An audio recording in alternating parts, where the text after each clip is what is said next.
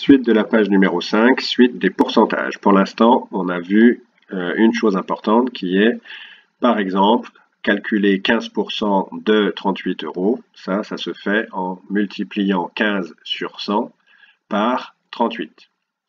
Avec des lettres, on avait dit A et C étant deux nombres. Si on veut calculer A% de C, on multiplie A sur 100 par C. Donc ça, c'était une première chose à connaître par cœur pour faire certains exercices. Mais dans d'autres exercices, on a besoin de faire autre chose, une autre formule. C'est une proportion A sur B, comme par exemple 3 sur 5, comme on avait vu dans un exercice. 3 élèves sur 5 sont externes, donc une proportion A sur B, on a envie de l'exprimer en pourcentage. C'est-à-dire, imaginez que cette proportion, on l'exprime par rapport à 100. Alors ça, on l'avait déjà fait justement dans l'exemple. On avait vu que pour calculer le pourcentage qui correspond à 3 sur 5, on avait calculé 3 cinquièmes de 100 élèves. Eh bien, c'est exactement ça la formule. Quand on a une proportion A sur B et qu'on veut l'exprimer sous forme de pourcentage, c'est tout simple. Il suffit de multiplier la fraction A sur B par 100. Donc voilà ce qu'on peut écrire comme formule, entre guillemets. Une proportion A sur B est égale à A sur B fois 100 pour 100. Alors on va faire les trois exercices en dessous là pour appliquer cette formule pour voir comment ça fonctionne. Et vous allez voir que c'est vraiment facile, c'est mécanique. Après, il suffit de bien lire l'énoncé et d'appliquer cette règle. Dans un collège de 575 élèves, il y a 299 garçons. Et on se demande quel est donc le pourcentage de garçons dans ce collège. Donc là, il faut repérer les nombres. D'abord, 575 élèves, c'est le nombre total d'élèves. Et parmi ces élèves, il y en a 299 qui sont des garçons. Donc première chose qui vient à l'esprit, c'est d'exprimer la proportion de garçons. La proportion de garçons parmi ces élèves, c'est le quotient, trait de fraction, de 299 par 575. Il y a 299 sur 575 élèves. Et bien pour l'exprimer en pourcentage, il suffit de multiplier cette fraction par 100. Donc ça donne P comme pourcentage est égal à la proportion 299 sur 75 qu'on multiplie par 100.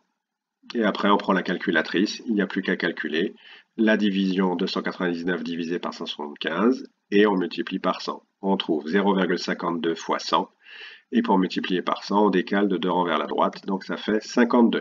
Donc on a trouvé P égale 52. Qu'est-ce que c'est que ce 52? On est bien d'accord que c'est le pourcentage.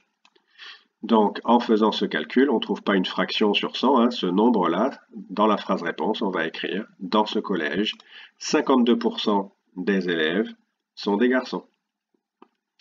Donc, ça veut dire que la fraction là, 299 sur 575, elle est en fait égale à 52 sur 100.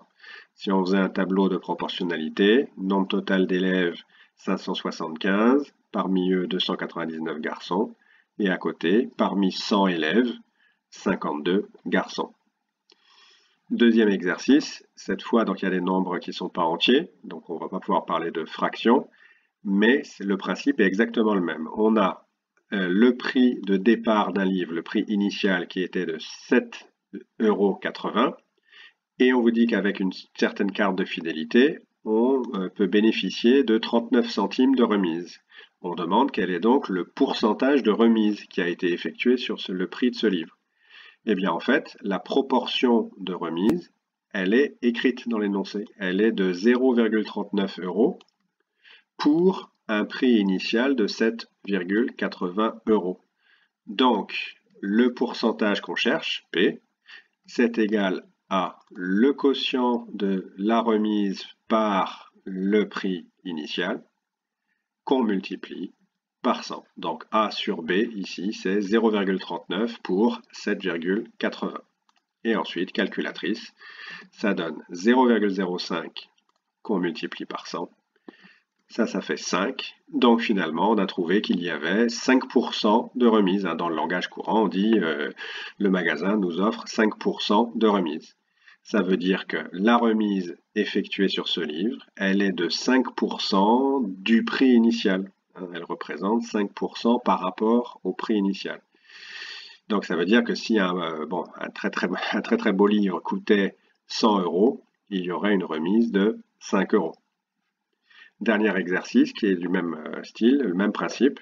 On vous donne une barre ici, qui est partagée en petits carrés, et il y a une partie qui est coloriée en bleu. Alors en fait, cet exercice, ça ressemble à des barres de téléchargement de fichiers qu'on peut avoir sur des tablettes, des téléphones portables ou des ordinateurs. Quand on télécharge un fichier, souvent il y a une petite barre comme ça qui s'affiche et qui avance au fur et à mesure que le fichier est téléchargé. Donc là, on pourrait se demander quel est le pourcentage du fichier qui a été téléchargé jusqu'à maintenant.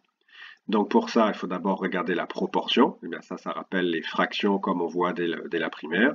On va compter les carreaux. En bleu, il y a 1, 2, 3, 4, 5, 6, 7, 8, 9 carreaux bleus coloriés.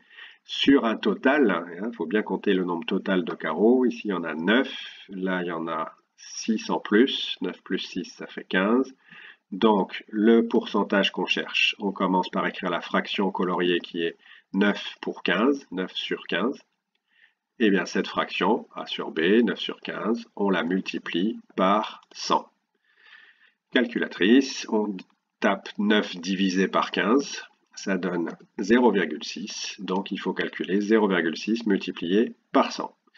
0,6 fois 100 décale de 2 rangs vers la droite, donc ça fait bien 60. Donc finalement, c'est comme si notre fichier là était téléchargé pour l'instant à 60%.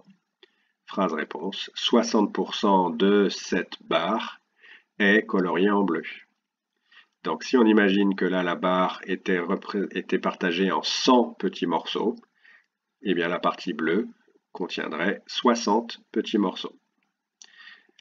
Juste en passant, on avait déjà vu finalement cette règle-là quand on avait fait l'exercice sur les graphiques là et la population, la répartition de la population mondiale par continent.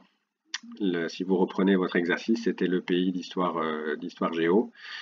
On avait déjà vu un petit peu cette formule-là en disant par exemple la population d'Afrique divisée par la population mondiale et le tout multiplié par 100, ça nous donnait le pourcentage de la population mondiale qui habite en Afrique.